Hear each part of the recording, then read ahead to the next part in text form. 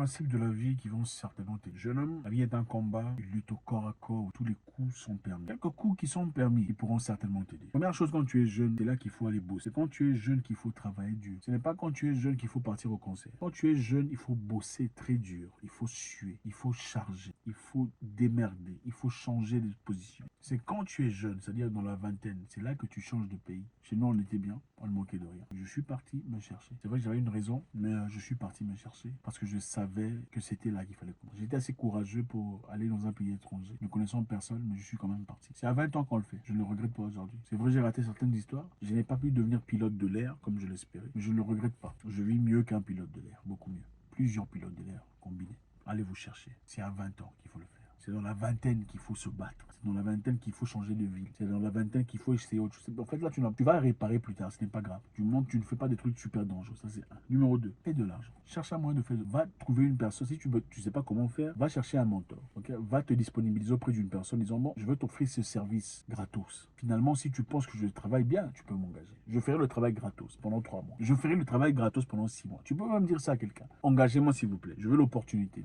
Je ferai 6 mois sans que vous me payiez. Pendant que vous travaillez, vous ne ferez même pas 6 mois. Je vous dis, tu vas travailler pendant. Moi, j'ai un ami qui a fait ça. Il a dit, je ferai le travail. 6 mois, ne me payez pas. Ok? Je vais faire le travail. Il a commencé à faire le travail très correctement. Très bien. Le travail de graphisme, photographie, médias, tout le bazar pour une organisation. Il a commencé à le faire. Au premier mois, à la fin du premier mois, à la moitié du deuxième mois, on a commencé à le payer le salaire. Fou, vous comprenez? C'est ça l'investissement. C'est à ce point-là que vous investissez. Vous montrez aux gens que vous êtes prêts à faire un sacrifice. Les gens, généralement, ouvrent les portes à ceux qui semblent être prêts à faire des sacrifices. Donnez ce que vous avez. Je vous le donnerai gratuitement. Vous allez entrer dans la porte. Si par exemple, il y a quelqu'un aussi, il est important de parler à quelqu'un d'expérimenté. La vie, c'est la connaissance. C'est la connaissance qui vous ouvre les portes. Si tu n'as pas de connaissance, tu n'iras nulle part. Des fois, il faut approcher certaines personnes pour acquérir d'autres choses. Au fait, il y a des choses qui ne peuvent être acquises qu'en étant à côté de certaines personnes. Parler à une personne, demandez-lui d'aller manger quelque part. Vous l'invitez à manger. C'est sur vous, c'est en votre compte. Vous l'invitez à manger à un endroit huppé. À un endroit, je vous invite, s'il vous plaît, à aller manger. Si vous le faites. Quand vous offrez, les gens ont tendance à vous donner en retour. Numéro 3. Quand tu fais ton argent, cuisine ton argent, comme dans la cuisine. Travaille sur ton argent. Quand tu reçois de l'argent, ce n'est pas le moment d'aller saper. Tu commences une entreprise, une petite histoire, quelques histoires ici là-bas qui fonctionnent. Ce n'est pas le moment de montrer aux gens que tu as réussi dans la vie. Au fait, chez les Africains francophones, j'ai remarqué, à partir du moment qu'une personne a une voiture et un appartement, il a réussi dans la vie. Les femmes deviennent directement, comment vous les appelez, motivatrices ou sur TikTok et Instagram. Oh, comment on fait pour réussir? Tu n'as pas besoin d'un homme. Non. Quand tu commences à gagner de l'argent, prends cet argent, réinvestis dans l'histoire que tu es en train de travailler. Tu prends le budget que tu as là, tu réinvestis. Au lieu de dépenser, à donner aux gens, à montrer que tu commences à réinvestir cet argent. C'est comme ça qu'on cuisine son argent. Tu cuisines ton argent. Numéro 4, tu dois avoir 7 moyens de revenus.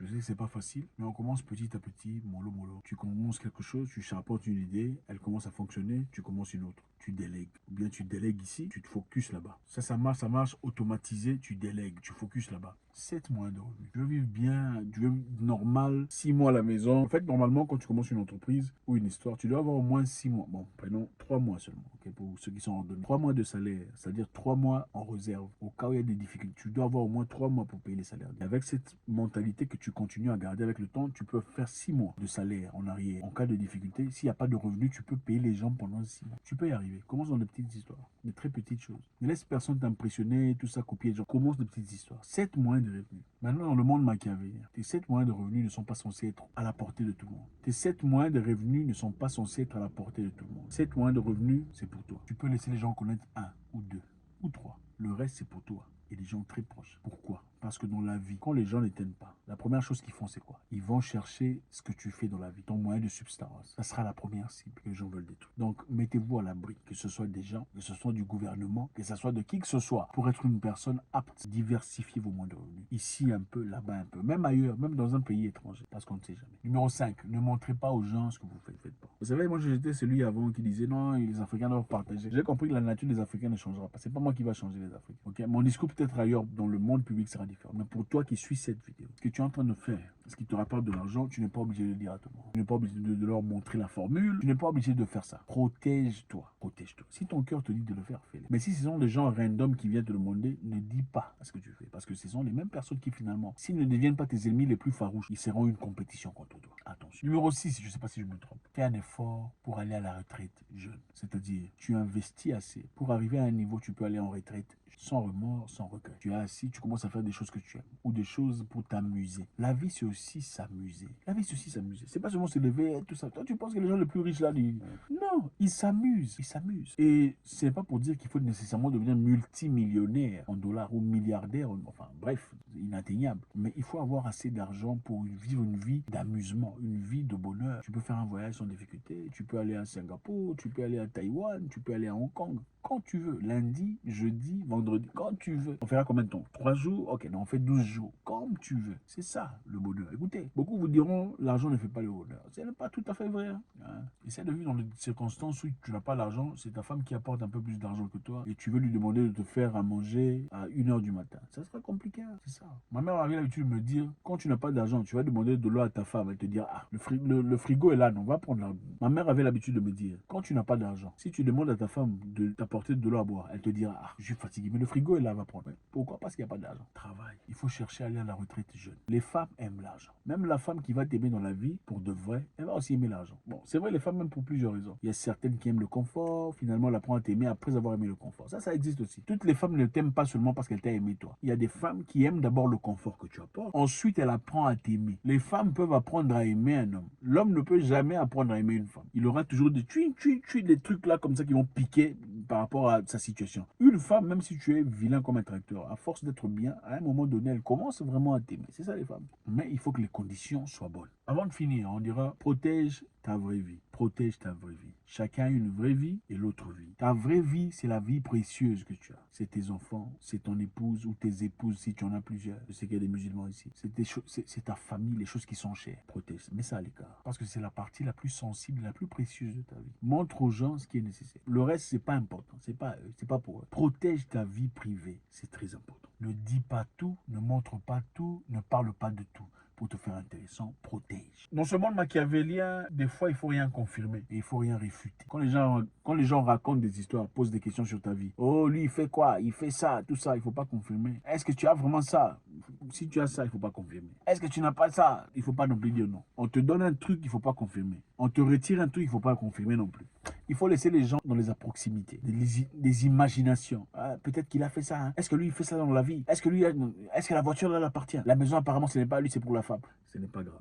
Laissez les gens parler. Faites votre vie. Du moment qu'ils sont dans les proximités, ils seront incapables de vous détruire. On ne peut pas détruire ce qu'on ne connaît pas. On ne peut pas. C'est impossible. Les gens sont là en train de chercher, examiner sur comment vous détruire. Mais ils ne peuvent pas quand vous ne dites rien. Quand il n'y a rien de précis, ils vont d'ailleurs commencer à vous insulter. Ah, toi, tu vas te marier quand? Pour que tu leur dises que tu es déjà marié. Ah, tiens, montre-nous la photo pour que tu montres. En fait, les gens prêchent le faux pour connaître le vrai. Laissez-les dans les proximités. Si vous êtes marié, d'accord, vous n'avez rien à prouver. Oh, est-ce qu'il a tout ça, ça lui appartient? Il nous montre. Non, c'est à vous. Vous n'êtes pas obligé de confirmer que vous valez autant, que vous allez telle ou telle maison vous appartient. Vous n'êtes pas obligé de confirmer ça. Laissez les gens dans les proximités. Nous sommes dans l'école de machiavélien. Ce n'est pas machiavélique, machiavélien. Observez les gens comment ils vous observent à distance, sur comment vous détruisent. On vous analyse sur comment vous détruisez. Faites très attention. La plupart des gens que vous rencontrerez, les gens qui vous ont connu quelque part dans la vie, sont vos ennemis. La plupart des gens qui viennent de là où vous venez, la plupart, pendant que vous réussissez, ils ne sont pas contents. Attention. Vos frères ne sont pas les gens qui partagent votre passeport. Je ne sais pas si c'est numéro 7 ou 10. Vous allez commencer à dire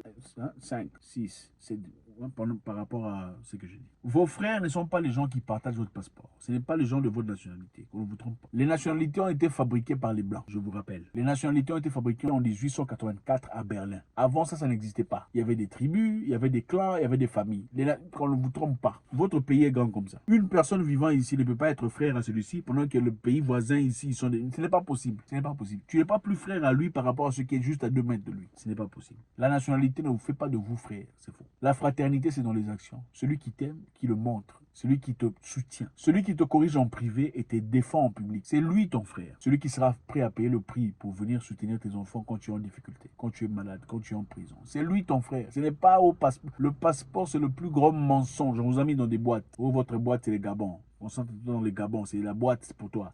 Toi, c'est la Côte d'Ivoire, c'est ça ta boîte. Non, tu n'es pas seulement ivoirien. Tu es un humain, un esprit qui marche sur cette terre. Tes frères sont peut-être ghanéens. Tes frères sont peut-être burkinabés, béninois. Cherchez vos vrais frères. Un frère ne peut pas tuer un frère. Si un prétendu frère te tue, vous n'êtes pas frère. Si un prétendu frère te veut du mal, vous n'êtes pas frère. Si un prétendu frère te crie dessus avec mauvaise cœur, vous n'êtes pas frère, c'est ton ennemi. Cherche tes vrais frères. En récapitulation, travaille très jeune, travaille fort. C'est quand tu es jeune que tu fais. C'est quand tu es jeune que tu prends des risques. Numéro 2, fais de l'argent, c'est important. L'argent, j'en aurai besoin. Numéro 3, cuisine ton argent. Cuisine ça, réinvestis dans ton histoire. Numéro 4, fais plus d'argent. Numéro 5, crée 7 moyens de revenus. 7 cuisines pour te faire de l'argent. Numéro 6, ne parle pas de ça. Ne dis à personne comment tu le fais. En tout cas, tu peux en dire 2 ou 3. Les autres ne disent pas. Numéro 7, va à la retraite jeune. Profite de la vie quand tu es encore jeune et fort. Numéro 8, j'ai oublié. God bless.